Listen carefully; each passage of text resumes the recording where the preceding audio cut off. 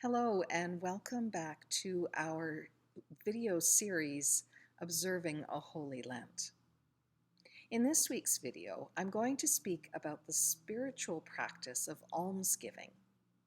Almsgiving is a word that means giving to charity or giving to those without material wealth. Usually, when we hear the term almsgiving, we think of giving money, but it could be giving goods or giving of our time and skill as well. Giving is one of the many practices recommended to us in Lent, but like other practices named in the Ash Wednesday invitation to a Holy Lent, it is a practice we need to engage in all the time.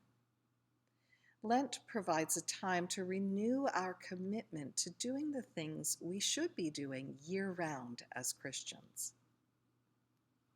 Depending on who you are, you may be either disappointed or relieved to know that I'm not going to spend 5 minutes telling you how much money you should be giving to St. Peter's. Rather, I want to spend this time talking about the theology of giving, the spiritual reason why we're asked to give in the first place. The theology of giving is summed up very nicely in the offertory prayer we say or sing each week in the Book of Common Prayer services. All things come of thee, O Lord, and of thine own have we given thee. This is almost a word-for-word quote of the second half of 1 Chronicles 29, verse 14, from the King James Version of the Bible. Thomas Cranmer and the committee who originally wrote the Book of Common Prayer just added the O Lord in the middle, so it would be clear who the gifts were coming from originally and who they were returning to. Cranmer and company not only got the quote correct, they got the context for using this quote correct as well. If you go to 1 Chronicles chapter 29, you will read about King David raising funds and materials to build the first temple in Jerusalem. First, King David gives a significant amount from the royal treasury and from his own personal finances, and then invites the people to give a free will offering to fund the construction of the temple. What struck me most when I read this chapter was the joy with which they gave. 1 Chronicles says, "Then the people rejoiced because they had given willingly, for with a single mind they had offered freely to the Lord." The way giving is described in 1 Chronicles, it is a joyous thing. The people give money, then they celebrate. They sacrifice animals, then they feast. And when King David asks, "But who am I? And what is my people that we should be able to make this free will offering?" David immediately acknowledges, "For all things come from you, and of your own have we given you." A little later on, he continues to say, "O Lord our God, all this abundance that we have provided for building you a house for your holy name comes from your hand and is all your own." In other words, everything belongs to God, not to humans.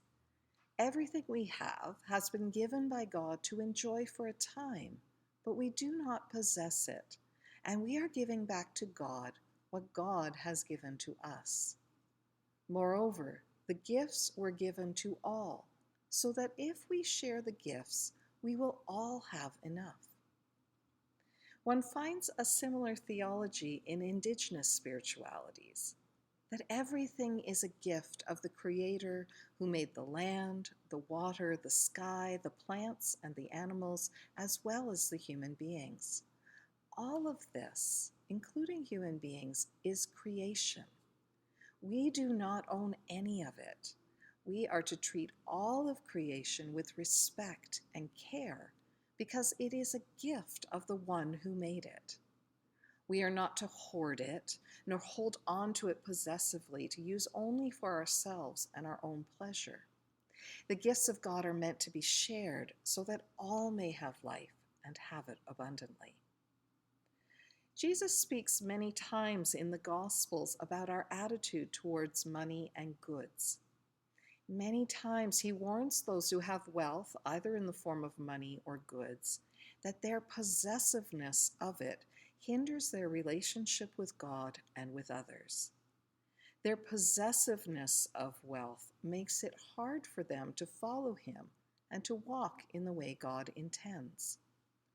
From a biblical perspective, the biggest problem with wealth seems to be when those who have it have an attitude that it belongs exclusively to them, that they are solely responsible for having acquired this wealth, and have an attitude of me and my pleasure first and foremost when deciding what to do with it.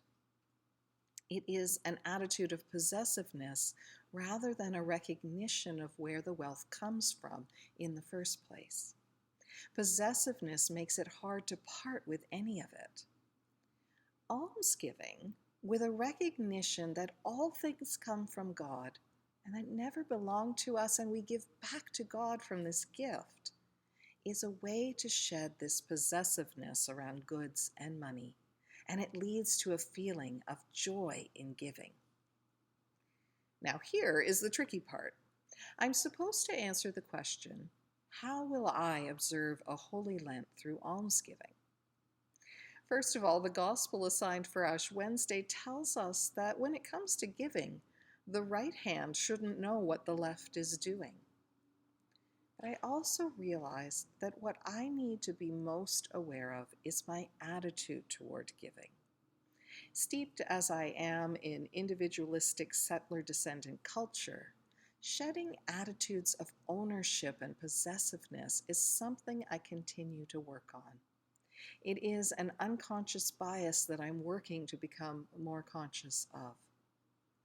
This Lent, I strive to give joyfully and generously, remembering that whatever I have to give is a gift from God that does not belong to me, and my giving needs to be with an attitude of gratitude for God's grace and generosity to me.